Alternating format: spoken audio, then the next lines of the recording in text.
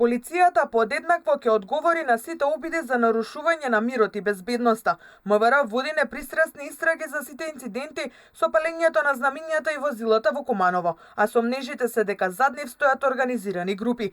Секој еден кој поттикнува каква било омраза или подгревање на меѓуетничките тензии во Македонија ќе се најде пред лицето на правдата, дециден е министерот за внатрешни работи Панчо Тошковски. За се она за кое што ќе успееме да докажеме дека е сторено одредено кривично дело, МВР ќе постапи. МВР ќе постапи. За сите за кои што не им мислат добро на Македонија. Очигледно дека станува збор за добро организирана група.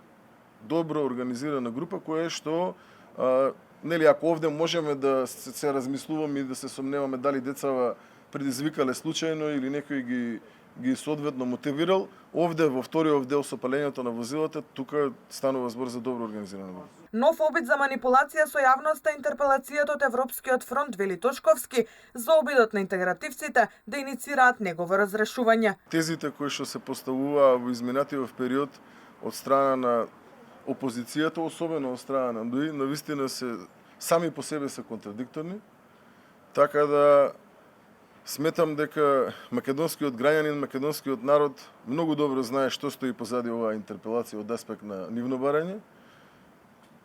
Нека име со среќа, ќе си постапи собранието во насока на оно што смета. Јас искрено сметам дека ова е еден низок обид за манипулација на јавноста. Претеничката група на Европскиот фронт вчера поднесе интерпелации за министерот Тошковски и неговиот заменик Астрид Исени, кои како што велат се главно одговорни за инцидентите на денот на албанското знаме.